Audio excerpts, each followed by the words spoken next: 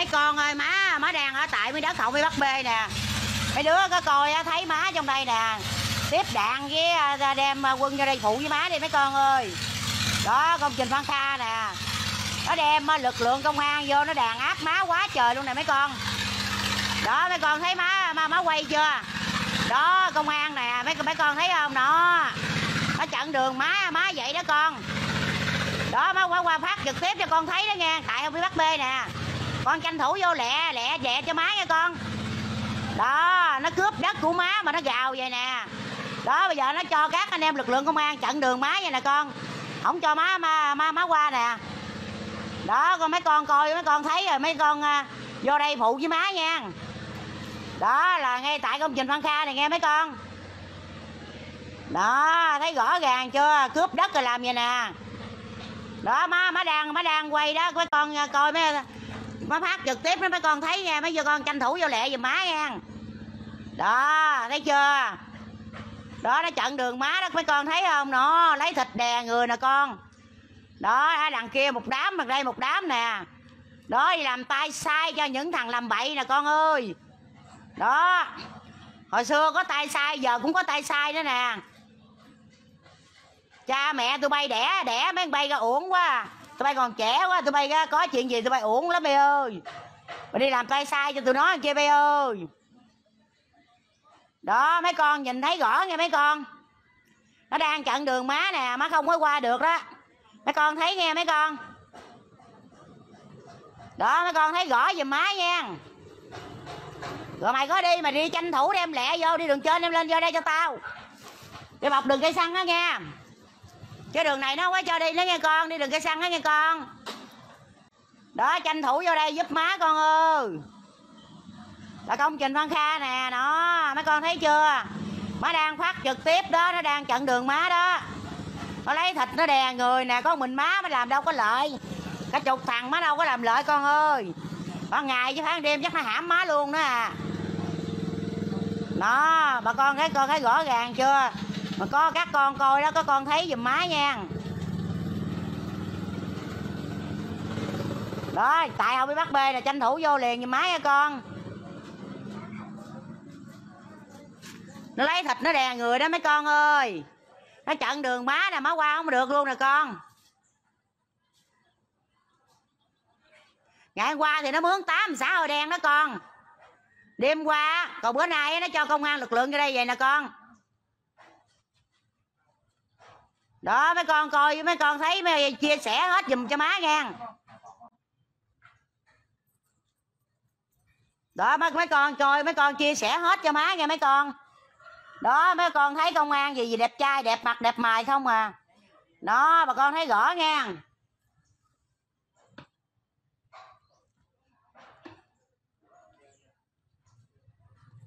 Có đây đi đường trên em lẹ vô cho má nha con.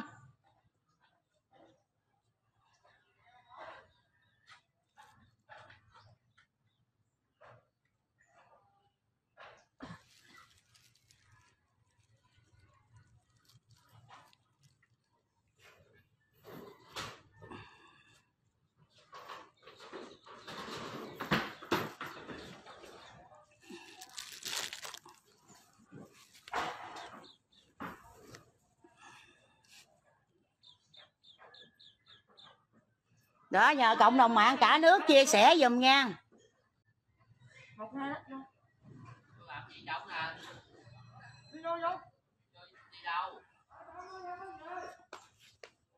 Đó, công an giờ chuẩn bị vô á, bắt người nè bà con thấy chưa? Ăn cướp đất rồi làm vậy nè bà con. Đó, nhờ cộng đồng mạng cả nước chia sẻ giùm nha. Đó, tụi bay đi lẹ vô đây giùm tao đi tụi bay ơi. Đó, tranh thủ liền, đi đường trên á. Chứ đường dưới không có ra ga.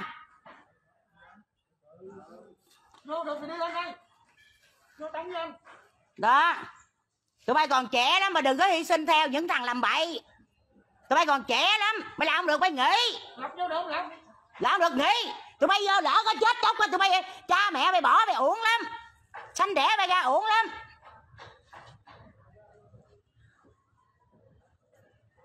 Mày không có ngon mày không làm đi. Còn quá tôi nghỉ. Vô lỡ mấy bà điên với bà xui tay á, bà chọi tụi bay lỡ rồi bay chết nha, bà đâu có sợ chết đâu.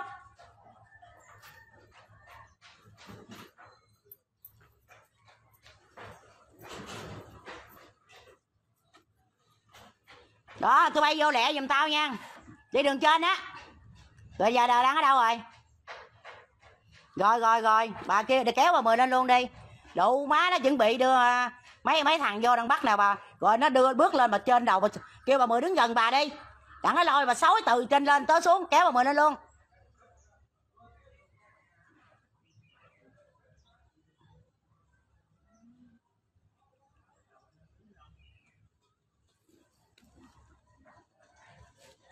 Đất đai của người ta không giải quyết, do ăn cướp rồi do công an vô làm vậy nè bà con. Đó, tụi bay đi lẹ vô đây giùm tao coi tụi bay ơi. Đó, tới đâu rồi về chị?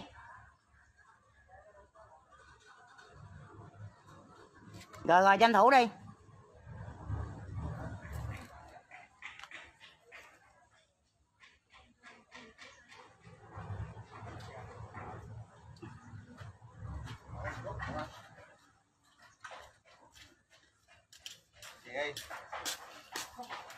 Tụi bay ngoan cố, bay làm không đủ tiền bay uống thuốc gì nó thiệt chứ tụi bay luôn đó. Bay làm mà tao đau khổ tụi bay cứ lên làm. Đó, bay làm tao không ép tụi bay muốn mần cứ mần à, nó thiệt. Bức xúc quá là phải có chuyện lớn thôi, không có chuyện nhỏ đâu. Đó, công an nè bà con vô nè, bà con thấy chưa, đông người đang đè tôi có mình tôi nè bà con ơi. Đó, bây giờ mấy con nhìn mấy con thấy công an đó đang đứng nè, đón đợi mẹ má nè, chặn đường không cho má qua đường đó đó. Đó, mấy con nhìn thấy rõ giùm má nghe mấy con. Đó là công an huyện Cái Bè nè, cướp đất gia đình thương binh liệt sĩ nè, gào như vậy nè, rồi cho công an lực lượng vô nè. Cộng đồng mạng cả nước chia sẻ giùm, đến 5 phút ông Trọng giùm tôi đi bà con, tôi đi bà má bà con cô bác ơi. Đó, phải là lấy thịt đè người không, đàn áp gia đình thương binh liệt sĩ luôn. Có quang minh chính đại không? Đất gì mà gào lại vậy? Đất gì mà công an giữ vậy hả? Tụi bay tranh thủ lẹ vô cho má nghe.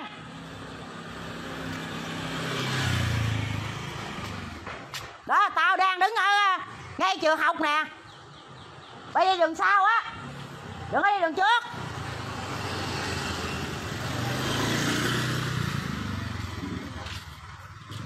Quá trời quá đất mà. Đó, đất đai của người ta sao bên bển ra ta không qua hả? Ăn cướp mà gào đó vậy nè, là công trình Phan Kha đó, ông nào giám đốc cấp bằng cho nó đó. Đó, mấy ông thấy đó chưa, nó có đạo đức nghề nghiệp của đó không? Đó, ông cấp bằng cho nó là đặng nó đi ăn cướp nè, giám đốc công trình. Đó, ông cấp bằng cho nó đặng nó đi ăn cướp, là công trình Phan Kha nè bà con ơi. Đó, cộng đồng mạng ơi, chia sẻ cả nước giùm nghe, giúp đỡ giùm nghe, đến 1 phút bất trọng giùm nghe bà con, là công trình Phan Kha đó, cướp đất cướp tài sản luôn.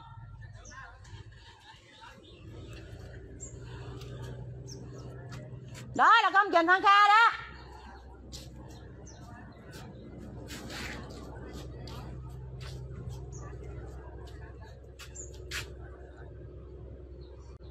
Có công trình nào mà làm như thế vậy bà con?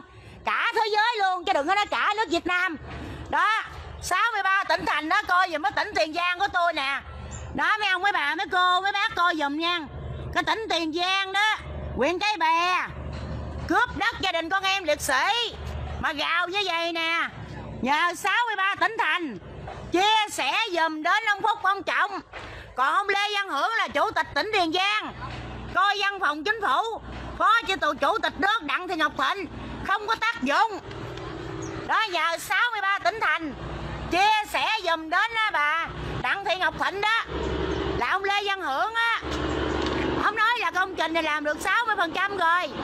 Có một số người vô đây gây gói, mà ai gây gói? Gia đình bà Mười vô giữ đất đó, mà ông vu khống gia đình tôi, ông dối dân lừa đảng, là ông Lê Văn Hưởng. Đó, đưa công an lực lượng vô như vậy nè. Có công trình nào mà quang minh chính đại không?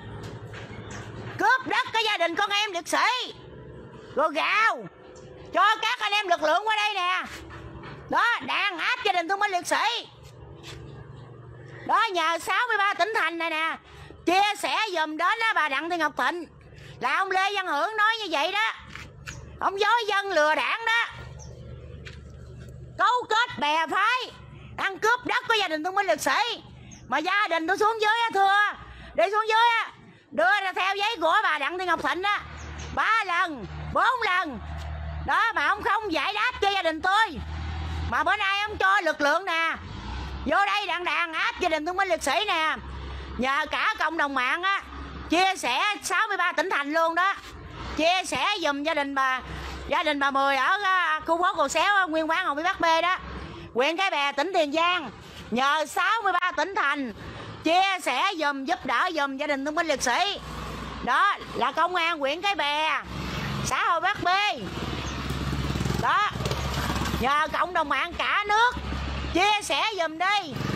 Đó, nếu tôi làm sai tôi chịu tội trước pháp luật, còn nếu đất của tôi thì phải giải quyết cho gia đình tôi. Tôi không phải bắn bỏ mà không giải quyết, mà làm như thế đó, gào như vậy nè bà con thấy không?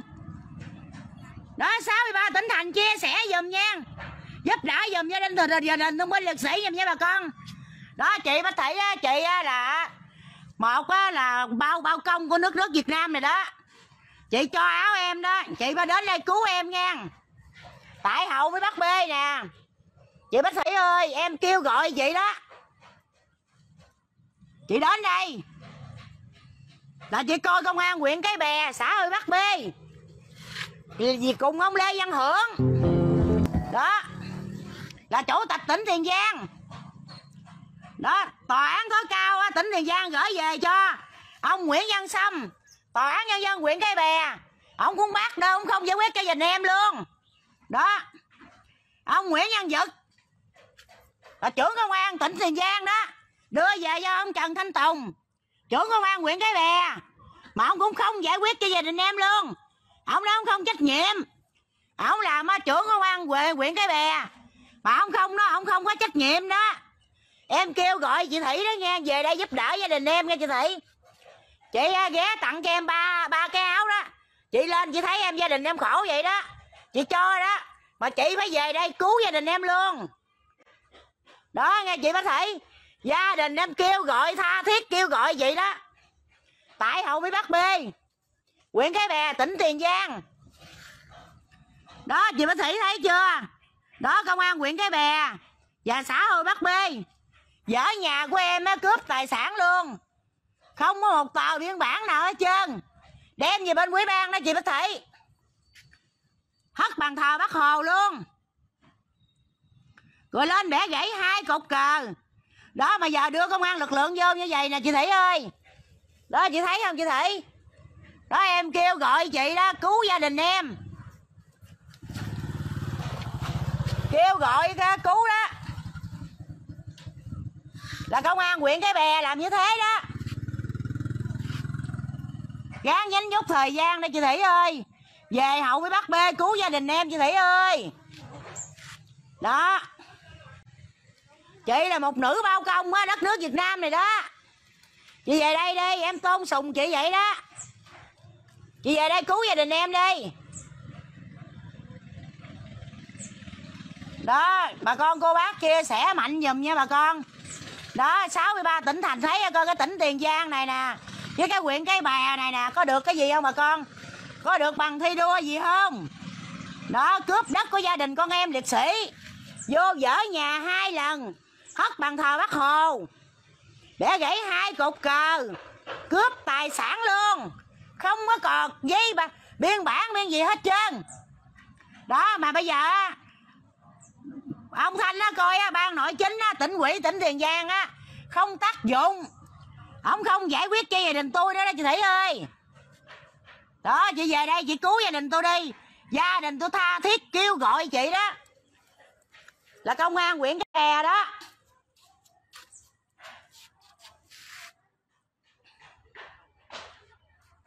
Đó, công an huyện Cái Bè đó là đó, chị Thị thấy đó. Đó, gào như thế nè. Đó, gào từ trong tới ngoài. Đó, chị coi đó. Đó, gia đình em kêu gọi chị đến cứu đó. Chị đi khắp đất nước Việt Nam này, nước ngoài rồi đó. Chị thấy cái công trình nào mà làm mà gào như vậy không chị Thị? Đó, gia đình em kêu gọi chị đó. Đó, chị thấy giùm em đi. Đó, gia đình em kêu gọi vậy đó nha chị Thị. Đó, là chị về đây chị cứu gia đình em. Tại hậu bị bắt bê nè. Đó, chị Thị ơi. Đó, chị coi giùm em đi chị Thị. Gia đình em kêu gọi chị cứu gia đình em đó. Là công an huyện Cái Bè á, đàn áp gia đình em là con em của liệt sĩ nè. Đó, gào như thế đó chị Thị đó. Chị coi đây giùm em đó chị Thị ơi. Đó, lấy thịt đè người nè chị Thị ơi. Đó, chị coi đó, công an huyện Cái Bè đó. Đó, gào như vậy nè, Phan Kha. Đó, chị đưa lên giám đốc công trình đó. Chị hỏi ông nào là giám đốc á chị Thị, cấp bằng cho Phan Kha. Nó không có đạo đức nghề nghiệp của nó đó, mà nó đi cướp đất của gia đình thương binh liệt sĩ nè. Rồi nó cho gào như vậy nè chị Thị. Rồi ai cấp bằng cho nó đặng nó đi ăn cướp. Đó, nhờ chị đó, chị đi khắp đất nước Việt Nam này đó. Chị có thấy cái công trình nào mà làm như vậy không chị Thị? Đó, gia đình em kêu gọi chị cứu đó nha chị Thị. Giúp đỡ giùm gia đình em đi chị Thị ơi. Nhín nhút gán, nhín nhút thời gian quý báu của chị đó vào đây giùm đi chị Thị ơi. Đó, tại tập đoàn 7 xã Mỹ Trung, Hậu Mỹ Bắc B, huyện Cái Bè, tỉnh Tiền Giang đó chị Thị ơi. Đó, gia đình em kêu gọi chị cứu á, cứu gia đình em đó. Là công an huyện Cái Bè như vậy đó. Có bữa vô một ngày cả 100 người luôn chị Thị. 70-80 người, 30-40 người. Ít nhất là 10 mấy 20 người cũng có luôn. Đó, chị thấy công trình này có quang minh chính đại không chị Thị? Đó, em kêu gọi chị đó, chị về đây đi. Em đưa hết hồ sơ giấy tờ cho chị coi. Rồi đó, rồi để chị cứu gia đình em. Đó, công trình mà gào như vậy đó. Chị đi từ Bắc vào Nam đó chị Thị ơi. Chị thấy có công trình nào mà làm như vậy vậy không chị Thị? Bữa nay là 10 mấy tháng rồi đó chị Thị, chị thấy không? Đàn áp chị em kéo giãn cơ cột sống luôn nha. Đó, chị coi đó, công an huyện Cái Bè đó. Chị là nữ bao công của đất nước Việt Nam rồi đó. Chị vào cuộc đi chị Thị ơi, giúp đỡ chị Thị ơi. Gia đình em kêu gọi chị đó nghe, vào đây. Rồi bác Phúc, bác Trọng ơi. Đó, bác vào sớm đi bác Phúc, bác Trọng ơi. Đó, nhờ cộng đồng mạng chia sẻ dùm đến bác Phúc, bác Trọng dùm nha.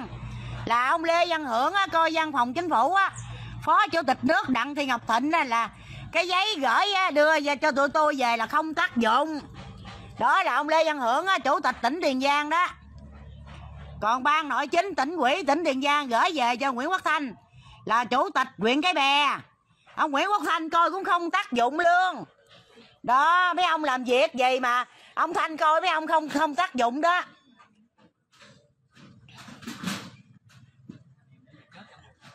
Đó, nhờ cộng đồng mạng cả nước chia sẻ dùm nha.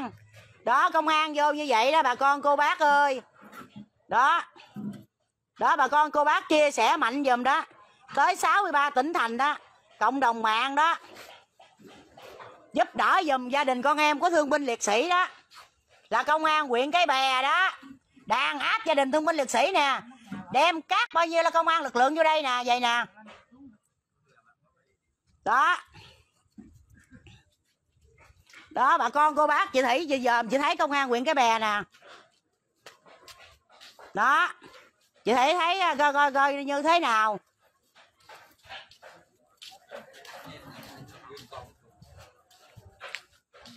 Đó, nhờ cộng đồng mạng cả nước chia sẻ dùm đó nha.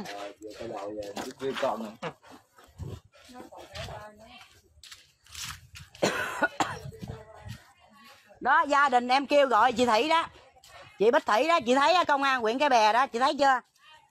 Đàn áp gia đình con em liệt sĩ nè, chị thấy nè. Vô là lực lượng bao nhiêu người đây nè. Có một con mẹ, 2-3 con mẹ đàn bà thôi. Đó, chị thấy làm như chuyện như vậy đúng hay sai? Em nói nếu phải không em không sai, cứ bắt cứ nhốt bắn bỏ. Còn phần đất của em phải giải quyết cho gia đình em. mà không giải quyết, mà làm như thế nè. Đó đó, công an vô như vậy đó, chị coi đó, trận 2-3 ngã đường luôn chị Thị nè. Nhà nè gào nè, chị Thị thấy không? Đó, trên nóc nhà cũng gào vậy luôn đó. Đó, còn đất của người ta nó cũng ăn cướp, nó cũng gào lại luôn, cho nên vậy đó, làm như của nó vậy đó. Đó, nhờ chị giúp đỡ giùm gia đình thương binh liệt sĩ đó, là công trình Phan Kha đó, đến giám đốc công trình Phan Kha, ông nào giám đốc cấp bằng cho nó đó, nó không có đạo đức lương tâm nghề nghiệp của nó đó, để nó đi ăn cướp như vậy nè. Đó, nhờ ông vào cuộc giùm đi, đang giúp đỡ giùm, làm Phan Kha đó.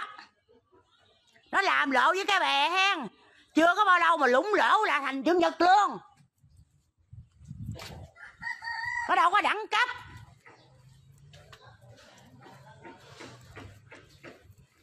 Đó.